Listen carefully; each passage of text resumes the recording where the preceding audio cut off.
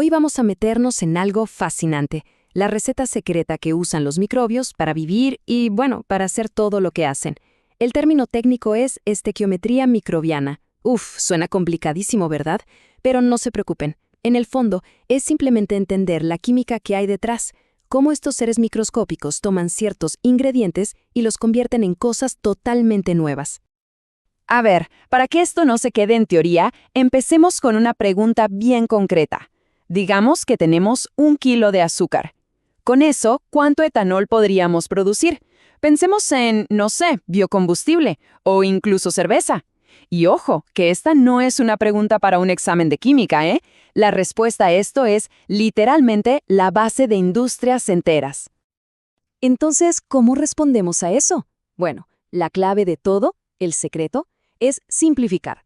Porque si intentamos entender cada detalle de lo que pasa dentro de una célula, nos volveríamos locos, es demasiado complejo. Así que en vez de eso, vamos a hacer algo mucho más inteligente. Vamos a tratar a los microbios como si fueran como pequeñas fábricas químicas, unas mini fábricas que tienen entradas y salidas muy claras. Perfecto. A esta idea la vamos a llamar la receta biotecnológica. Y es que es justo eso, como una receta de cocina. Necesitamos saber qué ingredientes vamos a usar y, por supuesto, qué plato delicioso, o en este caso, qué producto queremos conseguir al final. Y a todo este montaje, a todo el proceso, se le da un nombre oficial: bioproceso. O sea, es cualquier sistema en el que usamos células vivas, piensen en levaduras, bacterias, lo que sea, o incluso partes de ellas, para fabricar algo que nos interesa. ¿Cómo qué? Uf, de todo, desde el etanol del que hablábamos hasta antibióticos, plásticos biodegradables o incluso alimentos. Ahora, para poder trabajar con esta receta, la ingeniería tiene una herramienta que es una genialidad, de verdad. Es el modelo de la caja negra. ¿Y en qué consiste? Pues es tan simple como brillante. Por un momento, nos vamos a olvidar de todo el lío que hay dentro de la célula. O sea, todo ese metabolismo súper complejo lo ignoramos. Nos vamos a enfocar solo y exclusivamente en lo que entra y en lo que sale.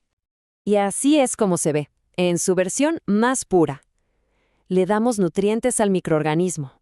Esa es la entrada. La célula, que es nuestra caja negra, procesa todo. Y del otro lado, ¡pum!, salen los productos que queríamos. Simple, ¿no? Directo al grano y súper útil. Ok, vamos a ponerle nombres y apellidos a esto. Imaginemos que nuestra fábrica es una levadura. ¿Qué le damos de comer? Bueno, le damos glucosa, azúcar, un poco de amoníaco y oxígeno. La levadura, que es nuestra caja negra, se pone a trabajar y ¿qué nos devuelve? Primero, más levadura, o sea, la fábrica se reproduce. A eso le llamamos biomasa. Y además nos da lo que buscábamos, etanol y, como desecho, dióxido de carbono. Y justo aquí es donde la cosa se pone interesante. Porque, a ver, la fórmula de la glucosa la sabemos. La del etanol, también. La del CO2, por supuesto. Pero, ¿cuál es la fórmula química de una levadura? ¿Cómo metemos levadura en una ecuación matemática? O sea, ¿cómo balanceamos los números si uno de los resultados está literalmente vivo? Ese es el gran problema. Pero claro, para todo gran problema hay una gran solución. Y en este caso, la solución es simplemente brillante. Se llama carbono mol o, para abreviar, CMOL.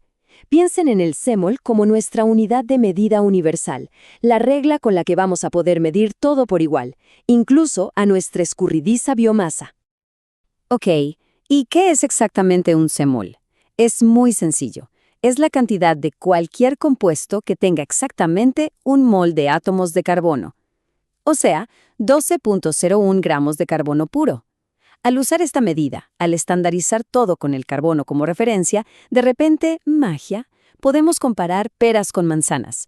O en nuestro caso, que es más importante, podemos comparar glucosa con biomasa en la misma ecuación. Y para que vean el poder de esto, miren la tabla. ¡Es increíble! La glucosa, que tiene 6 carbonos, en C-moles se simplifica a CH2O. El etanol, con sus 2 carbonos, se convierte en CH3O.5. Pero aquí viene lo realmente revolucionario. La biomasa, esa cosa viva y compleja, ahora la podemos representar con una fórmula promedio, una fórmula estándar, CH1.8O.5N.2. Listo, ya la podemos meter en nuestros cálculos. Problema resuelto. Perfecto. Ahora que tenemos todos nuestros ingredientes hablando el mismo idioma, el idioma de los semoles, podemos hacer lo que a la ingeniería química le encanta, balances. Y no solo balances de materia, o sea, contar átomo por átomo para que nada se pierda, sino también, y esto es clave, balances de energía. Y el proceso para hacerlo es, de verdad, sorprendentemente fácil. Son 3 pasos. Primero, pasamos todo a su fórmula CEMOL, como ya vimos. Segundo, hacemos el balance de átomos, como en las clases de química del colegio, que lo que entra tiene que ser igual a lo que sale. Y tercero, calculamos los rendimientos. O sea, respondemos a la pregunta, por cada poquito de azúcar que le doy, ¿cuánto producto obtengo? Y esto nos lleva a una ecuación de balance de carbono que es, bueno, es súper elegante. Lo que nos dice es muy simple, que el 100% del carbono que metimos al principio se reparte perfectamente. Una parte se va para crear nueva biomasa, otra parte se convierte en el producto que queremos y el resto se libera como CO2. La suma de todo da 1. Nada se crea ni se destruye. Todo cuadra. Pero dijimos que no solo íbamos a contar átomos, sino también energía. ¿Y cómo se mide la energía en una molécula? Bueno, para eso existe algo llamado el grado de reducción. Olvídense de la definición formal, que es un poco enredada. La idea intuitiva es esta. Es una medida de cuánta energía útil está empaquetada en cada compuesto, lista para ser liberada. Y acá viene un dato que a mí me parece alucinante. Resulta que hay una especie de regla universal. Por cada unidad de esta energía empaquetada que el microbio consume usando oxígeno, se liberan, casi siempre, unos 115 kilojulios de calor. Es una constante. Y esto es súper útil, porque nos permite predecir cuánto calor va a generar nuestro proceso y si vamos a necesitar un buen sistema de refrigeración. Bueno, hasta ahora todo esto suena muy académico, ¿cierto? Pero, ¿para qué sirve en el mundo real? ¿Por qué es tan importante? Pues porque estos cálculos, esta estequiometría, son el puente que nos permite pasar de un experimento chiquito en un laboratorio a una planta industrial que produce miles y miles de litros. Y aquí hay un concepto fundamental que es el de sustrato limitante. Volvamos a la receta de cocina. ¿Qué pasa si te quedas sin harina a mitad de la preparación de un pastel? Pues que separa todo. El sustrato limitante es exactamente eso, el ingrediente que se nos acaba primero y que detiene toda la producción. Por eso, saber cuál es y controlarlo es crucial para que el proceso sea eficiente. Entonces, en la práctica, ¿qué podemos hacer con todo esto? Las posibilidades son enormes. Podemos estimar con bastante precisión cuánto producto vamos a obtener. Podemos diseñar el medio de cultivo perfecto, la receta ideal, para no gastar de más en nutrientes. Podemos saber cuánto oxígeno va a necesitar el proceso, calcular cuánto calor se va a generar para poder enfriar el sistema.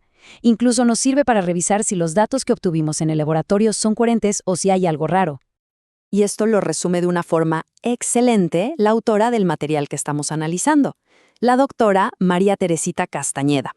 Ella dice, y es una gran verdad, que el objetivo no es solo aprender a hacer las cuentas. El objetivo es desarrollar un criterio, una especie de intuición basada en la ciencia para tomar buenas decisiones a la hora de diseñar y operar estos procesos biotecnológicos.